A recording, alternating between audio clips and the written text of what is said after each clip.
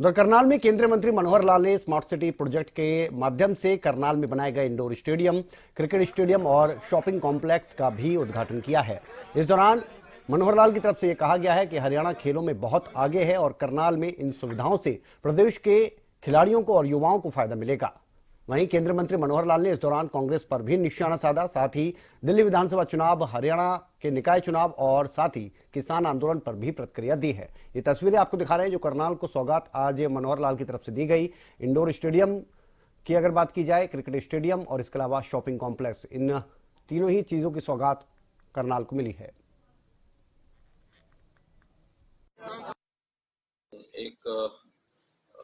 एक हमने स्टेडियम का सेक्टर 9 के अंदर उसका उद्घाटन किया है।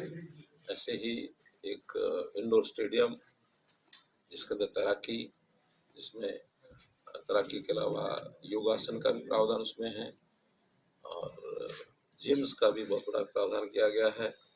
अपने आप में एक बड़ा सेंटर जो आसपास और किसी जिले में है भी नहीं, स्मार्ट सिटी अथॉरिटी के माध्यम से 44 करोड़ रुपए लगा करके बनाया गया है, जो आज जनता को समर्पित किया है।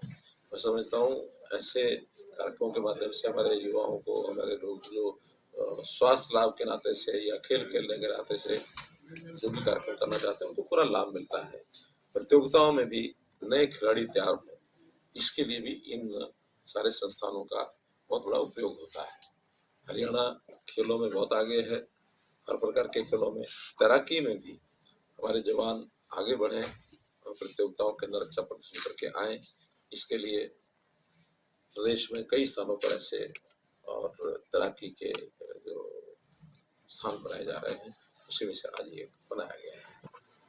भारतीय जनता पार्टी का अपना एक काम का हिस्सा है कि जहाँ भी चुनाव होते हैं वहाँ आसपास के प्रदेशों के लोग सब जाते हैं। हमारे हरियाणा में जब चुनाव हुए थे तब भी दूसरे प्रदेशों के लोग यहाँ आए थे, और जब दूसरे प्रदेशों में होते हैं चुनाव तो हरियाणा के लोग भी जाते हैं। दिल्ली का चुनाव बहुत महत्वपूर्ण चुनाव है, इसलिए हरियाणा के लोगों की जो ड्यूटियाँ लगाई गई हैं वो सबने जाकर के अपना काम संभाल लिया है और चुनाव तक वो सब लोग वहाँ रहेंगे। जहाँ तक दिल्ली चुनाव है, अभी तो शुरू हुआ है और मैं मानता हूँ इस बार के केजरीवाल या उसकी पार्टी वो दिल्ली में सरकार नहीं बना पाएगी।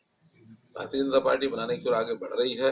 अब एक ही पार्टी की सरकार आती है या मल्टीपल पार्टी का जो सिस्टम अब बना है, कांग्रेस भी लड़ रही है, आम आदमी भी लड़ रहे हैं, भारतीय जनता पार्टी भी लड़ रही है, तो किसी एक पार्टी की अगर सरकार नहीं बनी तो कहीं जा करके समझौते की बात आ सकती है, वरना भारतीय जनता पार्टी अच्छा परफॉर्म करेगी।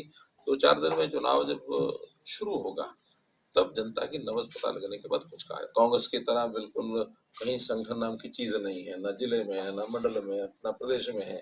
कभी भी किसी की भी नियुक्ति करके ऊपर से चलाते रहते हैं, नीचे से खुलापन रहता है। ये आपको पता है कि भारतीय जनता पार्टी, उसकी चाहे प्राइमरी मेंबरशिप हो, चाहे सक्रिय सदस्यता हो, चाहे उसके चुनाव हो, चाहे सरकारें हो, सरकारें भी खूब तालमेल से चलती हैं, कभी ये विरोधाभास कभी नहीं हुआ। हमें तो जो चीज एक सम्यक और स्मूथ ढंग से की जा सकती है उसका भरपूर प्रयत्न करते हैं, जनता को उसका किसी बात का कोई तकलीफ। और हमने भी अपनी व्यवस्थाएं सरकार के नाते पिछले 10 वर्ष आप देख ही रहे हैं कि कभी किसान को कोई समस्या आने नहीं दी है। फिर भी इस प्रकार की कोई उनकी जायज मांगे होती हैं तो उनके ऊपर लगातार विचार करते हैं। अब वो जो कि लगातार इस प्रकार के जो कार्यक्रम कर रहे हैं, बहुत सी चीजें लगता है कि वो उनकी अपने लालच लाभ के लिए हो सकती हैं, लेकिन जो चीजें ठीक करना, जो चीजें होना संभव नहीं होती, उस पर दुराग्रह करना बहुत उचित नहीं होता है। इसलिए किसानों की जायज मांगे सदा मानी है, आगे में मांगेंगे। प्रदर्शन एक सीमा में शांतिप्रिय तरीके से करते हैं, हमको कोई आपत्ति नहीं है, शांति बिगाड़नी नहीं चाहिए। एक सीमा से आगे